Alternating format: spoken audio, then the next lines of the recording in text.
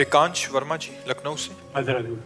राधे राधे महाराज जी। महाराज जी, आपकी कृपा से नाम जप कर रहा हूँ, आपके बताए हुए मार्ग पर भी चल रहा हूँ और बहुत आनंद सा आ रहा है। आपने एक एकांतिक में बताया था कि जब हम नाम जप करते हैं तो भगवान हमारे पहले जो चाह होता है उससे पूरा करते हैं, जैसे कि विभीषण जी के साथ हुआ। तो क्या हमारे साथ भी ऐसा होगा? हाँ, सबके साथ ऐसा होता है।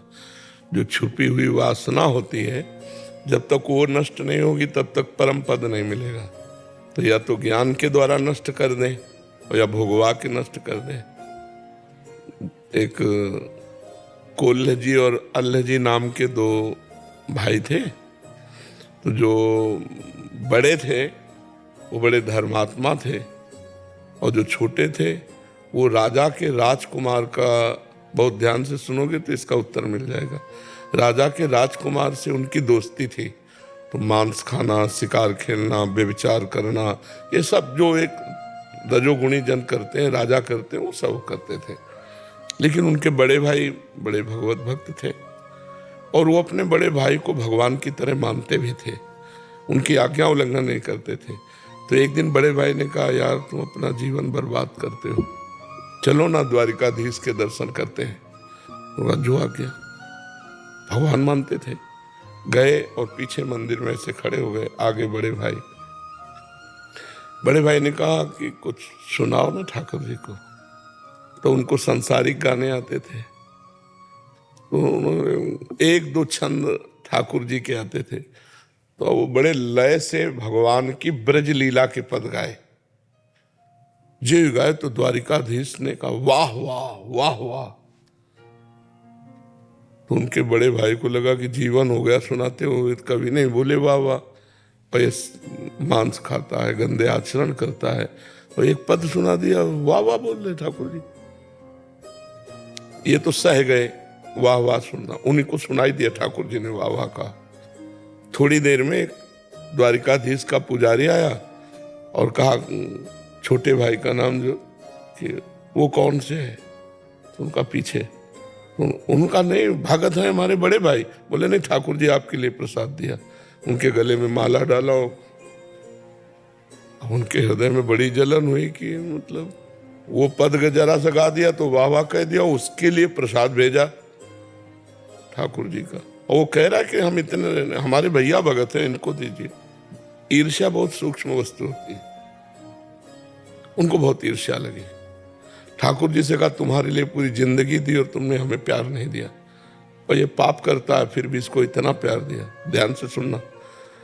वो गए समुद्र में कूद गए कि मैं प्राण करूंगा। जब समुद्र में कूदे तो भगवान के पार्षद उनको दिव्य द्वारिकापुरी ले गए। तो जो हृदय की जलन थी द्वारिकाधीश के दर्शन करके शांत हुई। दिव्य भगवान का रूप। भगवान ने कहा, आओ लाओ प्रसाद लाओ। जो उनके साथ, तो उनको बड़ा सुख मिला कि वहां तो ठाकुर जी की मूर्ति से पूरा, यहाँ तो साक्षात भगवान दे रहे। बोले 2 पत्तल लगाओ।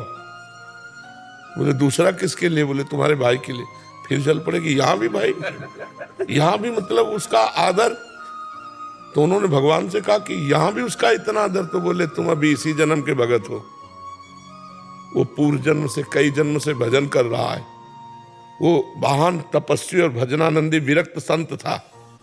एक दिन वो एक उपवन में वाटिका में पड़ा हुआ था, तो वहां देखा है कि राजकुमार बहुत सी स्त्रियों के साथ हंसी खेल मजाक, राजा का राजकुमार।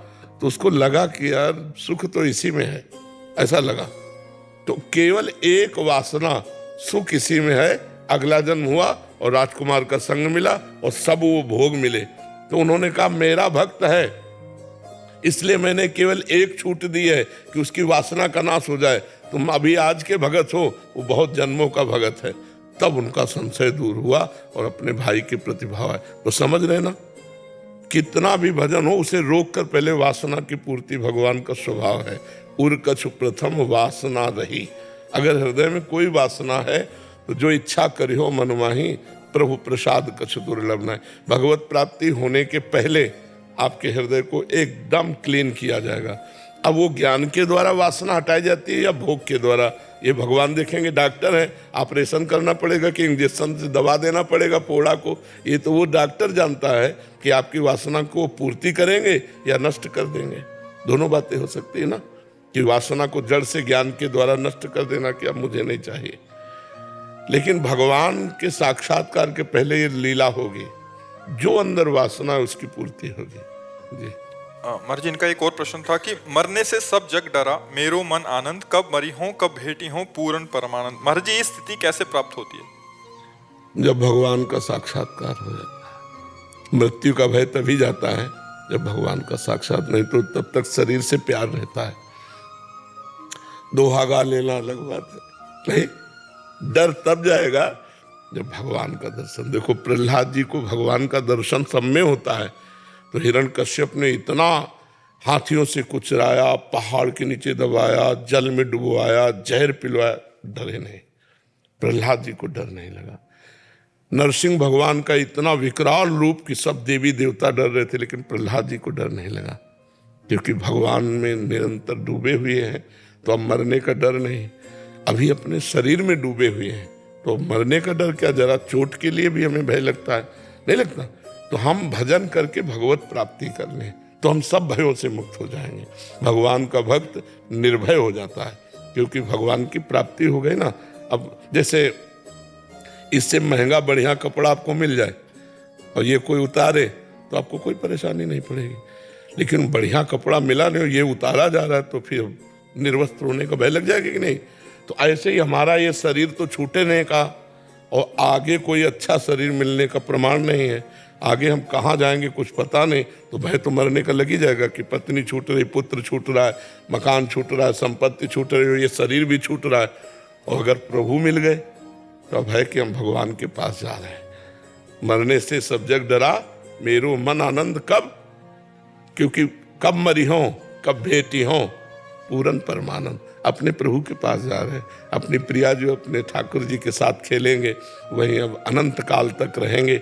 न बुढ़ापा है, न मृत्यु है, न भय है, न शोक है, न दुख है। इसलिए तो भजन किया जाता है कि अपने प्रभु के पास चले जाएंगे। जब ये स्थिति होगी तब भय नहीं लगेगा, अभी तो भय लगेगा।